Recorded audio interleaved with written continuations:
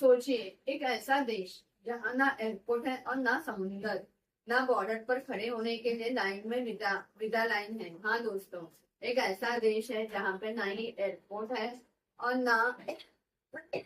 ना ही अ, समुंदर है, और ना वहां पे विदा के लिए आपको लाइन में खड़ा होने की जरूरत है। और फिर भी यह दुनिया का सबसे अमीर, सेफ और पीसफुल देशों में शुमार होता है। हाँ दोस्तों, फिर भी ये चीजें नहीं है वहां पर। ओके, वीजा के लिए आपको लाइन में खड़ा होने की जरूरत नहीं है, ना समुद्र है ना एयरपोर्ट है। फिर भी ये अमीरों के लिस्ट में आता है, अमीर देशों के लिस्ट में आता है। ओके, और वहां पे अमीर है, सेफ है, सेफेस्ट कंट्री बोलते हैं ना हम लोग, वैसा है। और शुमार पीसफुल देशों में से शुमार होता है। और एक बात, यह देश अपना इंडिपेंडेंस डे बिल्कुल इंडिया के साथ 15 अगस्त को मनाता है। हाँ दोस्तों, सेम डेट पर मनाता है। एनी गेसेस है कौन सा देश हो सकता है? आपको अगर पता है तो मुझे प्लीज कमेंट्स में बताइएगा। बिल्कुल सही समझे हैं, हम बात कर रहे हैं लिechtenstein की, दुनिया का 6th सबसे छोटा देश, जिसका एरिया सिर्फ और सिर्फ 160 स्क्वायर किलोमीटर है। हाँ दोस्तों, जिसका एरिया सिर्फ 160 स्क्वायर किलोमीटर है। अगर आपने हमारे पिछले वीडियोस देखे हैं तो देखे हैं तो आप जानते होंगे कि हम एक स्मॉलेस्ट कंट्रीज काउंटडाउन सीरीज कर रहे हैं, और आज उसी सफर का अगला स्टॉप यूरोप के दिल में छुपा हुआ एक छोटा सा लेकिन रॉयल देश लिechtenstein है। ओके, इसका मतलब क्या होता है दोस्तों, अभी हम वो भी देखेंगे। अभी हमारे भारत देश का अगर एग्जाम्पल लें तो भारत एक राजा का नाम था। अगर हम इंडिया का नाम लेंगे तो इंडिया इंडस रिवर से आया है, यानी कि एक तरीके का सिंधु रिवर ही है। ओके, सिंधु को हम इंग्लिश में इंडस बोलते हैं। और अगर हम हिंदुस्तान की बात करें तो वही सिंधु को पर्शियंस लोग पहले, यानी ईरान के जो लोग थे, वो सिंधु को हिंदू बोलते थे, क्योंकि सिंधु नदी जहां से गुजरती है, बहती है, उसको वो हिंदू बोलते थे, एस को एच प्रोनाउंस करते थे। तो वैसे ही इस देश का मतलब क्या है, लिechtenstein का मतलब क्या है, और ये शब्द कहाँ से आया है, उसकी उत्पत्ति क्या है? लिechtenstein नाम जर्मन भाषा से आया है, जिसका मतलब होता है ब्राइट स्टोन। ओके, यानी इसका जो लिechtenstein जो नाम है वो आपको जर्मन भाषा में मिलेगा। ओके, और उसका मतलब होता है ब्राइट स्टोन, यानी चमकता हुआ पत्थर।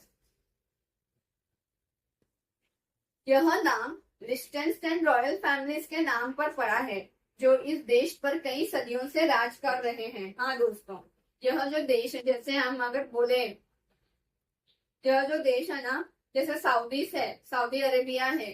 ओके, सऊदी अरेबिया कैसे आया नाम? साउथ के नाम पर वो एक रॉयल फैमिली है, साउथ करके वहां पर, तो उनके नाम पे सऊदी अरेबिया आया है। तो वैसे ही ये भी लिechtenstein का एक फैमिली है, उनके नाम पर रॉयल फैमिलीज है। तो वो रॉयल फैमिली के नाम पर, यानी राजघराना का जो फैमिली होता है, जैसे हम अगर बोले तो जैसे यूके में जो है, यूनाइटेड किंगडम में अगर लंदन की बात करेंगे हम, तो वहां पे देखो राजा है, पहले तो क्वीन एलिजाबेथ थी। तो वैसे ही वहां पर अभी किंग चार्ल्स है रूलिंग में, लेकिन वैसे ही वो जो रॉयल फैमिलीज है, तो हम रॉयल फैमिलीज बोलते हैं। तो वैसे ही ऐसे कई देशों में है, आपको सऊदी अरेबिया में मिलेगा, आपको यूएई में मिलेगा, गल्फ कंट्रीज में तो भर भर के आपको रॉयल फैमिलीज मिलेंगे ही मिलेंगे। ओके, जो शेख होते हैं वो रॉयल फैमिलीज होते हैं। ओके, तो वैसे ही यहाँ पर भी रॉयल फैमिलीज का सरनेम है ये एक। ओके, तो उन्होंने वही नाम अपना देश को दे दिया।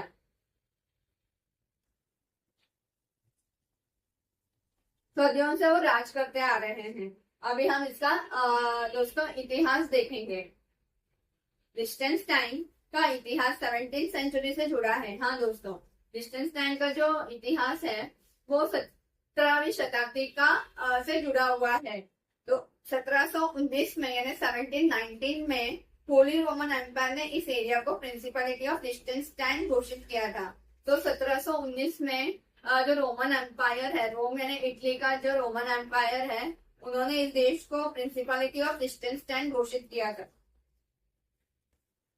1806 में यह एक 1806 में यह इंडिपेंडेंट स्टेट बना और तब से लेकर आज तक दुनिया के कुछ गिने चुने मोनार्कीज में से एक है। हाँ हाँ दोस्तों, यह ना 1806 में यह आजाद तो हुआ था। ओके, आजादी मिल गई थी। ओके, आजादी मिलने के बाद में इसको रॉयल फैमिलीज में जो मोनार्कीज होते हैं, मोनार्कीज यानी जैसे यूके का ही ले लो। ओके, यूके का वो वहां पे मोनार्की भी है, प्राइम मिनिस्टरशिप भी है, लेकिन यहाँ पर वैसा नहीं है। या सऊदी का एग्जांपल ले लो, वहां पर राजा किंग का रूलिंग ही है। ओके, वैसे ही तो यहाँ पर भी किंग का, प्रिंस का रूलिंग होता है। ओके, हाँ, उनको मोनार्की मोनार्की रूलिंग बोलते हैं। मैं एक से जहाँ मोनार्कीज में से एक है, मतलब बहुत सारे कंट्रीज आपको मिल जाएंगे अगर आप देखोगे तो, कि मैं तो ये कुछ एग्जांपल्स ही दे रही हूँ, लेकिन आपको बहुत सारे गल्फ कंट्रीज तो आपको पूरे गल्फ कंट्रीज मिल जाएंगे। ओके, वहां पे मोनार्क किंग का या किंग का रूलिंग है, प्रिंस का रूलिंग है।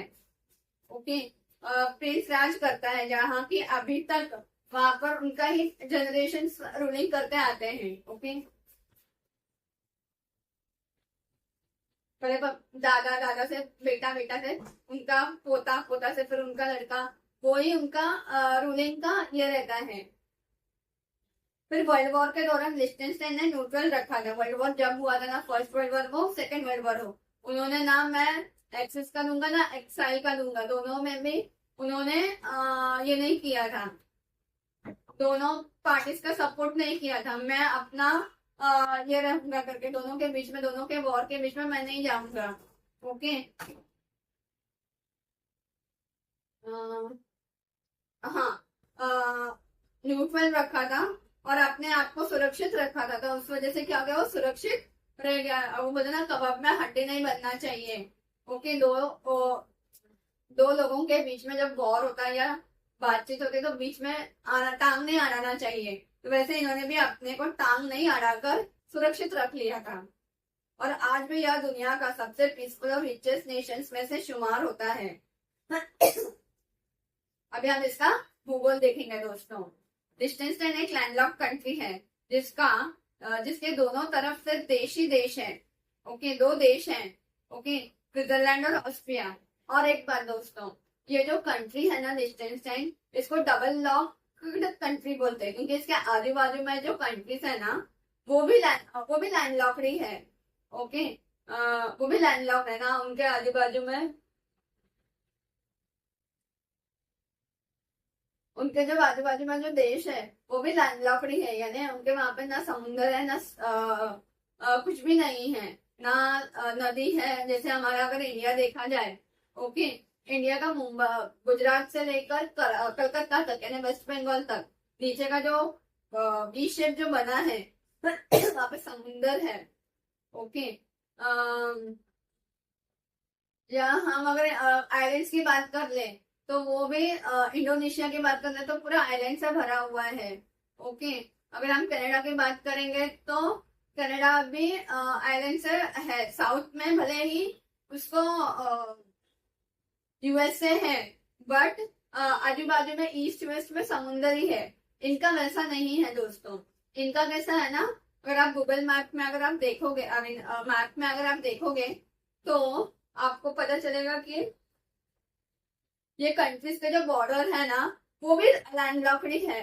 वो कहीं ना कहीं से एक दूसरे से लैंडलॉक्ड ही है, उनके आजू बाजू में कुछ है ही नहीं। ओके, ना ईस्ट में है ना वेस्ट में है, वो भी देशों से घिरे हुए कंट्रीज है। तो इसी दोनों तरफ से दो देश हैं, स्विट्जरलैंड और ऑस्ट्रिया। यह पूरा एरिया एल्प्स के पहाड़ों से घिरा है। ओके, ये जो देश है ना दोस्तों, ये पूरा एल्प्स माउंटेन से घिरा हुआ है। और इसके जो बाजू में जो जो दो देश है वो स्विट्जरलैंड और ऑस्ट्रिया है। और एक बात, ये जो जो मैं आपको बता रही ना, रॉयल फैमिली जो मैं आपको बता रही हूँ, ओके, राजघराने का जो परिवार होता है जिसे हम राजा राजा फैमिली बोलते हैं, राजा फैमिली से वो ऑस्ट्रिया से लिechtenstein जाके सेटल्ड हो गए और फिर उन्होंने वहां से ही रूलिंग करना शुरू कर दिया। ओके, जहां हर तरफ स्नो कैप माउंटेन्स, वहां पर स्नो कैप माउंटेन्स है दोस्तों। पूरा जैसे हमारा हिमालयस कैसा है ना, वैसे एल्स माउंटेन भी स्नो से ढका हुआ रहता है दोस्तों। और ग्रीन वैलीज नजर आते हैं। ग्रीन वैलीज क्यों? क्योंकि हरियाली हरियाली रहती है, तो इसके लिए आपको ग्रीन वैलीज नजर आते हैं। देश के बीच में से एक सुंदर नदी राइन रिवर बह रही है। तो ये जो देश है ना, उस देश में से आपको, जैसे हमारे यहाँ से गंगा बहती है, ओके, हमारे देश में से गंगा स्टार्ट शुरू भी होती है, फिर बहकर बांग्लादेश में जाकर फिर बांग्लादेश से पद्मा और ये मेघना बनकर बे ऑफ बंगाल में, बंगाल की खाड़ी में गिरती है। तो वैसे ये भी शुरू तो वो शुरू भी वहीं से ऑस्ट्रिया से शुरू होकर एल्प्स माउंटेन से शुरू होती है दोस्तों, और वो फिर लिechtenstein स्विट्जरलैंड के बॉर्डर के बीच से गुजरती है। और यही वही ये वही रिवर है जो आगे चलकर जर्मनी, फ्रांस, नेदरलैंड्स होते हुए नॉर्थ सी में गिरती है। हाँ दोस्तों, ये जर्मनी से, फ्रांस से, नेदरलैंड से होते हुए वो फिर नॉर्थ सी में गिरती है। ओके, उसमें जो माउंट है वो नॉर्थ सी है और यूरोप के सबसे इम्पोर्टेंट ट्रेड और ट्रांसपोर्ट रूट में से एक माना जाता है दोस्तों। और सबसे इंटरेस्टिंग बात, इतने छोटे एरिया में लिechtenstein की पॉपुलेशन सिर्फ 39,000 के आसपास ही है। हाँ दोस्तों, इसका जो पॉपुलेशन है, जनसंख्या सिर्फ 39,000 से 40,000 के आसपास ही है। एक छोटी सी फैमिली जैसा पूरा देश, एक छोटा सा परिवार जितना होता है ना, उतना वैसा उनका देश है, वैसा वो पूरा देश है, जहाँ लोग एक दूसरे को पर्सनली जानते भी हैं। हम यहाँ पे एक दूसरे को पर्सनली जानते भी नहीं हैं। इतना पॉपुलेशन है वहां पे, तो लोग एक दूसरे को जानते हैं, पहचानते हैं। अभी हम बात करेंगे दोस्तों एग्रीकल्चर और इंडस्ट्री के बारे में। वहाँ पे कौन कौन से इंडस्ट्रीज है और क्या क्या वहाँ पे उगता है, यानी आप मुझे थोड़ा बहुत कमेंट्स में बता देना क्या क्या वहाँ पे एग्रीकल्चर होता है। छोटा होने के बावजूद लिechtenstein की इकोनॉमी बहुत मजबूत है। हाँ, वो छोटा कंट्री होने के बावजूद भी लिechtenstein का जो इकोनॉमी है वो बहुत मजबूत है। एग्रीकल्चर यहाँ लिमिटेड है क्योंकि जमीन ही छोटा है, 160 स्क्वायर किलोमीटर है। तो उतने से जमीन में हम बिल्डिंग्स बनाएंगे, ऑफिसेस बनाएंगे कि क्या करेंगे? एग्रीकल्चर करेंगे। ओके, इतना सा जमीन होता है वो। तो भी वहां पर एग्रीकल्चर यहाँ लिमिटेड है, मोस्टली डेयरी फार्मिंग होती है। हाँ, वहां पे डेयरी फार्मिंग बहुत होता है। डेयरी यानी दूध, गाय का, भैंस का दूध निकाल कर वो लोग उससे बटर, घी और कर्ड, वो सब ये करते हैं, डेयरी फार्मिंग करते हैं। और फिर वाइन यार्ड यानी वाइन मेकिंग होता है। अंगूर यानी ग्रेप्स का बहुत ये क्या बोलते हैं, ऑर्चर्ड्स है वहां पर। ग्रेप्स, अंगूर का बगीचा है वहां पर। ओके, तो वाइन बनाने के लिए उनसे, वाइन से तो हम कितना कमा सकते हैं, पर आधारित है उनका जो पूरा है ना, वो ग्रेप्स, वाइन मेकिंग पर और डेयरी फार्मिंग पर ही पूरा आधारित है उनका एग्रीकल्चर। और हम इंडस्ट्री की बात करें तो यहाँ पर hitech manufacturing, dental tools, hitech manufacturing है, dental tools and precision machineries famous है। अब प्रिसीशन मशीनरीज आप लोग पूछोगे कि क्या होता है, तो मैं बता दूं कि प्रिसीशन मशीनरी का मतलब होता है ऐसे मशीनरीज जो बहुत एक्यूरेसी और परफेक्शन के साथ बनाए जाते हैं। ओके, तो ये जो है ना बहुत सारा परफेक्शन के साथ में बनाए जाते हैं। जैसे हमारा रिस्ट वॉच हो गया, रिस्ट वॉच के अंदर आजकल आपने देखा होगा कि बहुत सारे आइटम्स, बहुत सारे ब्लूटूथ से लेकर आपका जो मोबाइल में है वही आपके रिस्ट वॉच में भी है। आपको आप वॉकिंग कर रहे हो तो आपका कितना फैट बर्न हो रहा है, ओके, आप कितने किलोमीटर चले हो, आपका जिसमें यूट्यूब है आपका, फिर आपका उस रिस्ट वॉच में व्हाट्सएप है, कॉलिंग है, जो मोबाइल में है वो सारा सब कुछ है। वैसे वॉचेस भी आए हैं तो उसमें जो अंदर का जो पार्ट्स होता है, टीनी पार्ट्स होता है ना वो अभी रिस्ट वॉच इतना सा ही होता है तो उसके अंदर वो छोटे छोटे जो पार्ट्स होते हैं हमारे वो तैयार करते हैं वो लोग। और फिर डेंटिस्ट, डेंटल का जो अभी डेंटिस्ट डॉक्टर है, दांत का जो दांत दुखता है अगर आपको, तो उसमें जो उनके पास दांत क्लीनिंग करने का टूल्स होता है, बहुत उनके पास टूल्स बहुत है, छोटे छोटे माइनिंग टूल्स वो बनाते हैं, एकदम छोटे छोटे जो टूल्स होते हैं जो डेंटिस्ट को काम आते हैं, ओके, अपने दांत से, नकली दांत से लेकर सब कुछ वो। और मेडिसिनल इंस्ट्रूमेंट जो है ना वो भी वो वहां पे तैयार होता है, उसको बोलते हैं प्रिसिशन मशीनरीज, जो वहां पर बहुत फेमस है। लिechtenstein दुनिया भर में अपनी माइक्रो इंजीनियरिंग और क्वालिटी टूल्स के लिए मशहूर है। हाँ, लिechtenstein माइक्रो मतलब छोटे छोटे जो पार्ट्स होते हैं हमारे रिस्ट वॉच के, डॉक्टर्स के जो डेंटिस्ट के जो पार्ट्स होते हैं वो हो गए, या ऐसे बहुत सारे मशीनरीज है जहां पर छोटे छोटे पार्ट्स काम आते हैं, तो वो वहां पे बनते हैं।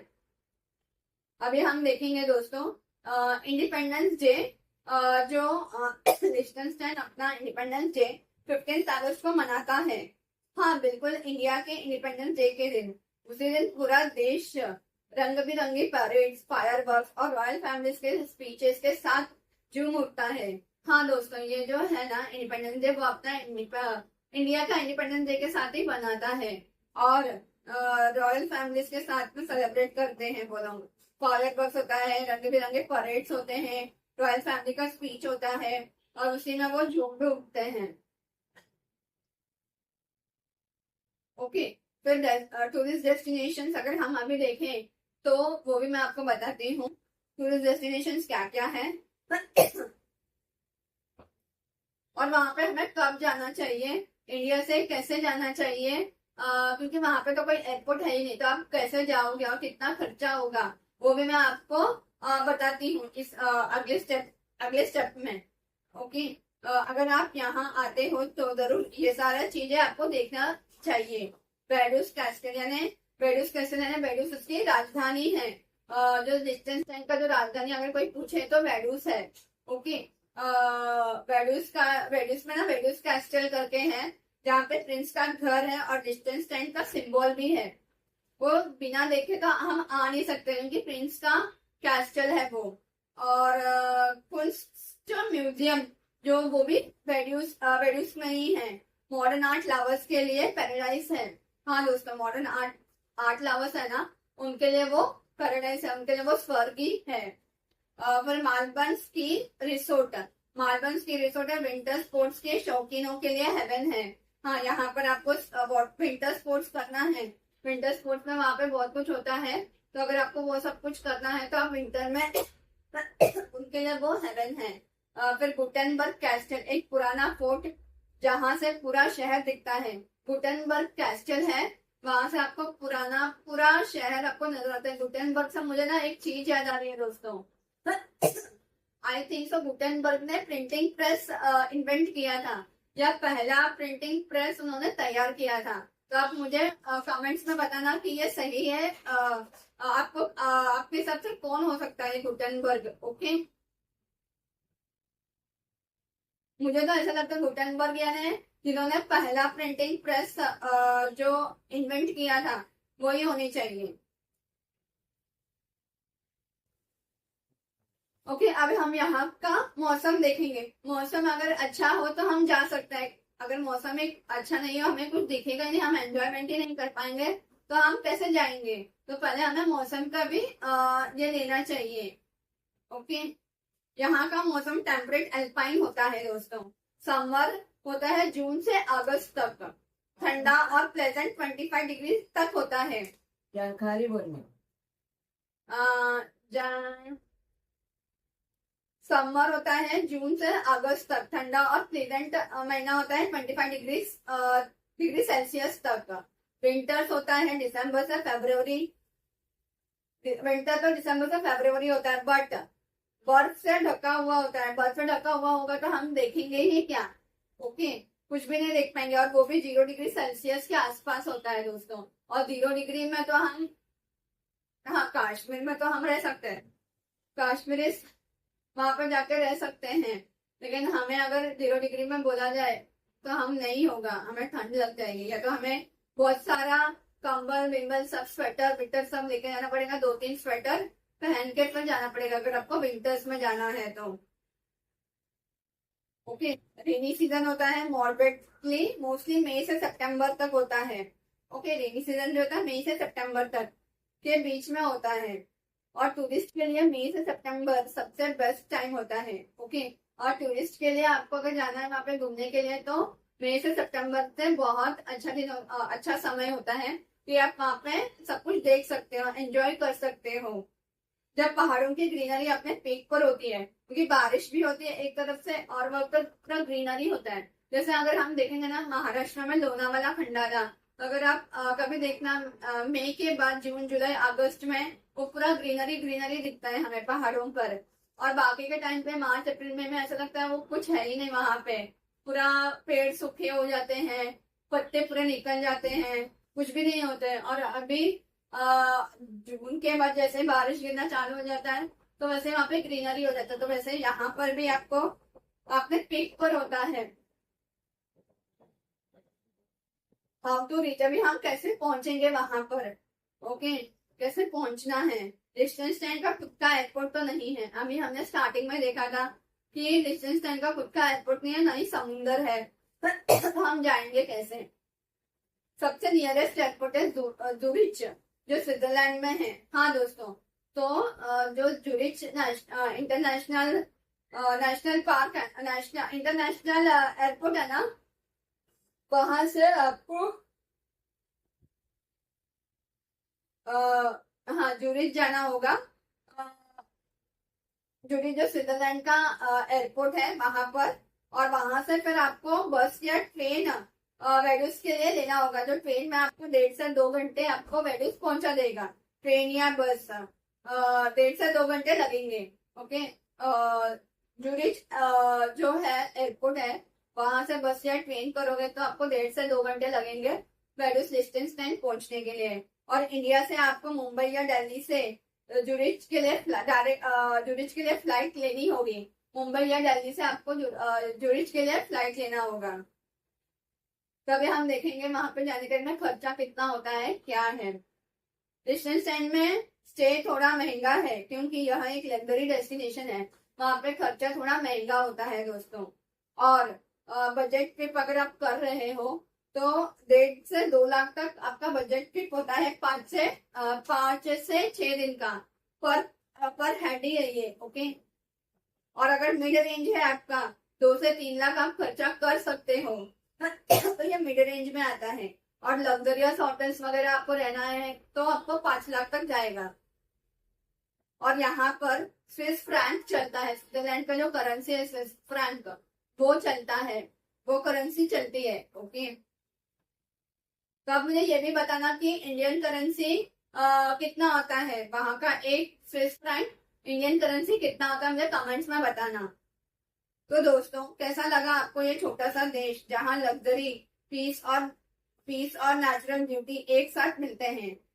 आपको क्या लगता है, अगर आपको चांस मिले तो क्या आपको लिechtenstein जाने का प्लान बनाएंगे? अपना जवाब कमेंट्स में जरूर लिखिए। और हाँ, अगर आपको यह वीडियो पसंद आई हो तो लाइक शेयर एंड सब्सक्राइब करना मत भूलिए, क्योंकि अगला वीडियो और भी छोटा देश के बारे में होने वाला है।